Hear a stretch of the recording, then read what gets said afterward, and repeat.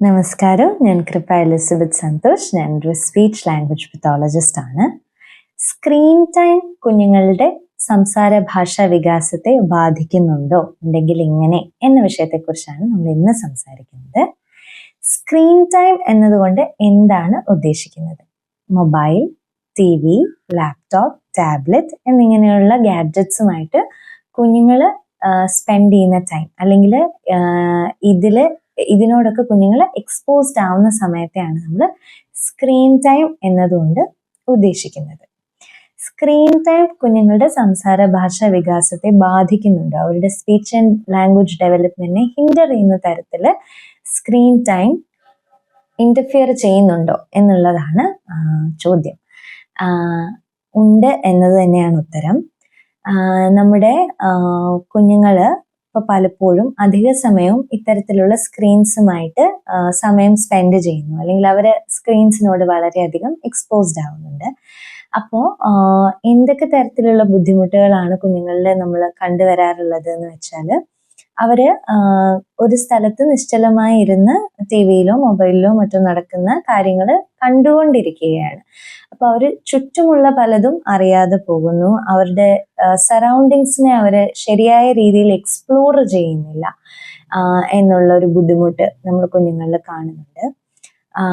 ഇത് കൂടാതെ ആശയവിനിമയം പ്രോപ്പറായിട്ട് നടക്കുന്നില്ല, കമ്മ്യൂണിക്കേഷൻ പ്രോപ്പറായിട്ട് നടക്കുന്നില്ല. കുഞ്ഞുങ്ങൾ TV-യിൽ നിന്നും മൊബൈലിൽ നിന്നും അവർ കാണുന്ന കാര്യങ്ങളിൽ നിന്നും പല വാക്കുകളൊക്കെ അവർ പഠിക്കുന്നുണ്ടായിരിക്കും, പക്ഷെ അതൊന്നും കമ്മ്യൂണിക്കേഷൻ പ്രോപ്പറായിട്ട് നടത്തുന്നതിന് എങ്ങനെ ഉപയോഗിക്കണം എന്നുള്ളതിനെ കുറിച്ച് അവർക്ക് വലിയ ധാരണയില്ലാതെ പോകുന്നു. മാതാപിതാക്കളുമായിട്ട് ശരിയായ രീതിയിലുള്ള കമ്മ്യൂണിക്കേഷനിൽ അവർക്ക് ഏർപ്പെടാൻ പറ്റുന്നില്ല. സമപ്രായക്കാരുമായിട്ടുള്ള കുഞ്ഞുങ്ങളോടൊത്ത് അവർക്ക് പ്രോപ്പറായിട്ട് എൻഗേജ് ചെയ്യാനോ കമ്മ്യൂണിക്കേറ്റ് ചെയ്യാനോ പറ്റാതെ പോകുന്നു. അല്ലെങ്കിൽ അവർക്ക് ആശയവിനിമയം ശരിയായ രീതിയിൽ നടത്താൻ സാധിക്കാതെ പോകുന്നു.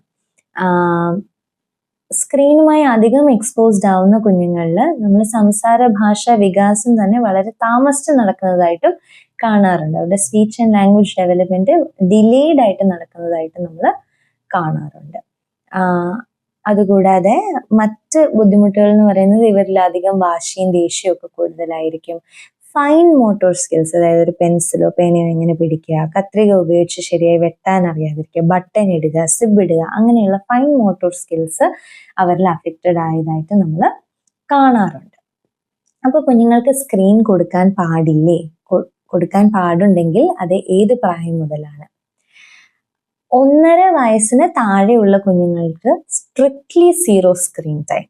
അവർക്ക് സ്ക്രീൻ ടൈമേ പാടില്ല. ഒരു തരത്തിലുള്ള സ്ക്രീനും 1.5 വയസ്സിന് താഴെയുള്ള കുഞ്ഞുങ്ങളിൽ നമ്മൾ എക്സ്പോസ് ചെയ്യാനേ പാടില്ല, എക്സെപ്റ്റ് കുറച്ച് വീഡിയോ കോൾസ് അല്ലാതെ. ഇത് American academy of pediatrics publish ചെയ്തിരിക്കുന്ന ഗൈഡ് ലൈൻസ് ആണ്. അവർ പ്രായത്തിനനുസരിച്ച് എത്ര സ്ക്രീൻ ടൈം കുഞ്ഞുങ്ങൾക്ക് പാടുണ്ട് എന്നുള്ള ഒരു ഗൈഡ് ലൈൻ പബ്ലിഷ് ചെയ്തിട്ടുണ്ട്. അതുപോലെ നമ്മുടെ ഇന്ത്യൻ അക്കാഡമി ഓഫ് പീഡിയാട്രിക്സും ഒരു ഗൈഡ് ലൈൻ തന്നിട്ടുണ്ട്. അപ്പോൾ 1.5 വയസ്സിന് താഴെയുള്ള കുഞ്ഞുങ്ങൾക്ക് സ്ട്രിക്ട്ലി 0 സ്ക്രീൻ ടൈം. 1.5 മുതൽ 2 വയസ്സ് വരെയുള്ള കുഞ്ഞുങ്ങൾക്ക് മാക്സിമം 1 hour ആണ് സ്ക്രീൻ ടൈം. അതിന് മേലോട്ട് 5 വയസ്സ് വരെ ഉള്ളവർക്ക് മാക്സിമം 3 hours. അതിൽ ഏറ്റവും കുറവാണ് അവർ അഡ്വൈസ് ചെയ്യുന്നത്. പക്ഷെ നമ്മളിപ്പോൾ അധികമായിട്ട് കണ്ടുവരാറുള്ളത് 4 മാസവും 6 മാസവും ഒക്കെ പ്രായമുള്ള കുഞ്ഞുങ്ങൾ തന്നെ ഒരു ദിവസം 5-6 മണിക്കൂർ ഒക്കെ സ്ക്രീനിനോട് എക്സ്പോസ്ഡ് ആയിട്ടുള്ളതാണ്.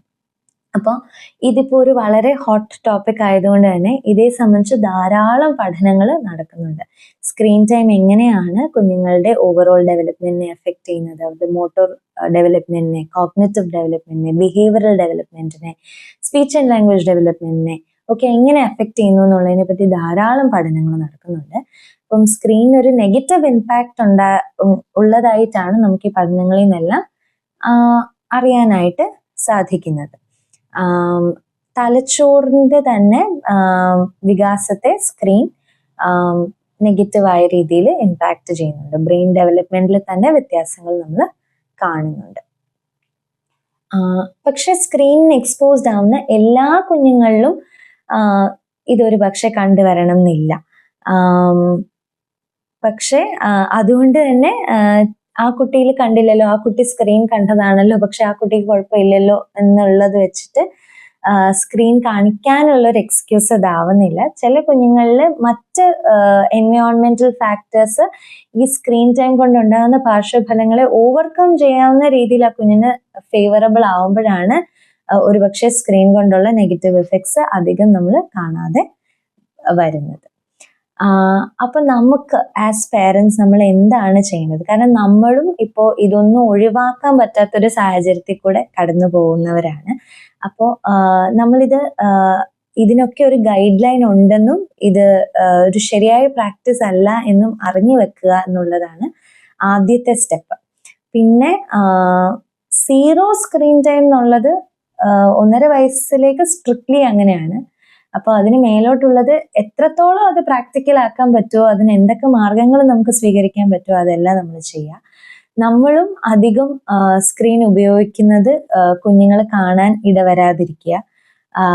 കാരണം നമ്മളെ നോക്കിയിട്ടാണ് അവർ വളരുന്നത്. അപ്പൊ നമ്മളും നമ്മുടെ ഒഴിവ് സമയങ്ങളെല്ലാം സ്ക്രീൻ നോക്കിയാണ് ഇരിക്കുന്നതെങ്കിൽ അവരും സ്വാഭാവികമായി ആ പാതയിലേക്ക് തന്നെ പോകും. അതുപോലെ നമ്മൾ കുഞ്ഞ് ബഹളം വെക്കുമ്പോൾ, കരയുമ്പോൾ കുഞ്ഞിനെ ഒന്ന് ആശ്വസിപ്പിക്കാൻ വേണ്ടി ആദ്യം കൊടുക്കുന്നത് സ്ക്രീനാണ്. ഇപ്പൊ നമ്മൾ പല സ്ഥലത്ത് പോയാലും കാണാം, ഹോട്ടൽസിലൊക്കെ പോകുമ്പോൾ കുഞ്ഞുങ്ങളെ കരയാതിരുന്ന് ഭക്ഷണം കഴിക്കാൻ വേണ്ടിയിട്ട്, അല്ലെങ്കിൽ ഒരു ഷോപ്പിൽ പോകുമ്പോൾ വെയിറ്റ് ചെയ്യുന്ന സമയത്ത് കുഞ്ഞ് ടാൻട്രംസ് കാണിക്കാതിരിക്കാൻ വേണ്ടിയിട്ട്, ഇതിനെല്ലാം ഫസ്റ്റ് ഓപ്ഷൻ വെക്കുന്നത് സ്ക്രീനാണ്, ഫോണാണ് വെച്ചു കൊടുക്കുന്നത്. അത് മാക്സിമം ചെയ്യാതിരിക്കുക. ആ സമയത്തൊക്കെ കുഞ്ഞുമായിട്ട് മീനിങ് ഫുൾ ആയിട്ട് എൻഗേജ് ചെയ്യാനായിട്ട് നമ്മൾ ശ്രദ്ധിക്കുക.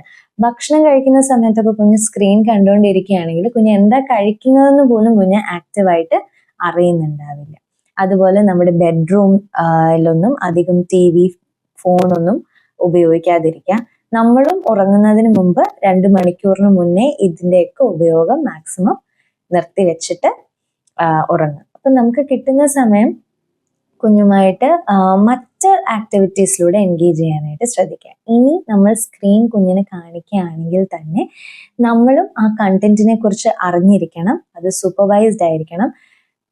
വ്യൂവിങ് പ്രാക്ടീസ് ചെയ്യുക. വ്യൂവിങ് എന്ന് പറയുമ്പോൾ കുഞ്ഞിന്റെ കൂടെ പോയിരുന്ന് അത് കാണുക. വെറുതെ പോയിരുന്ന് കണ്ടാൽ മാത്രം പോരാ, കുഞ്ഞുമായി അതിനെക്കുറിച്ച് സംസാരിക്കുകയും അതിൽ നിന്ന് ചോദ്യങ്ങൾ ചോദിക്കുകയും കുഞ്ഞിനെ കൊണ്ട് ആ കണ്ട കാര്യം വിവരിക്കാനായിട്ട് എൻകറേജ് ചെയ്യുകയും അതിൽ പിന്നെ എന്താണ് സംഭവിച്ചിട്ടുണ്ടാവുക എന്നുള്ള രീതിയിലുള്ള സംഭാഷണങ്ങൾ കൊണ്ടുവരികയും അതിനെ ആ ഒരു കാണുന്ന കാര്യത്തെ മാക്സിമം എൻഗേജിങ് ആക്കി ലാംഗ്വേജ് റിച്ച് ആക്കി എടുക്കാനായിട്ട് നമ്മളും ശ്രദ്ധിക്കേണ്ടതാണ്.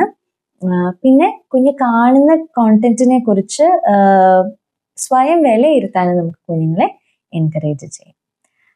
അപ്പോൾ സ്ക്രീൻ ടൈം സംബന്ധിച്ച് നമുക്ക് അറിയേണ്ടതായിട്ടുള്ള കുറച്ച് കാര്യങ്ങൾ ഇതൊക്കെയാണ്. നിങ്ങൾക്ക് കൂടുതൽ സംശയങ്ങൾ ഉണ്ടെങ്കിൽ, നിങ്ങളുടെ കുഞ്ഞ് പ്രായത്തിനനുസരിച്ച് സംസാരിക്കുന്നില്ല എന്ന് നിങ്ങൾക്ക് തോന്നുന്നുണ്ടെങ്കിൽ നിങ്ങൾക്ക് സെലസ്റ്റിയ സ്പീച്ച് തെറപ്പി സെന്ററുമായിട്ട് ബന്ധപ്പെടാവുന്നതാണ്.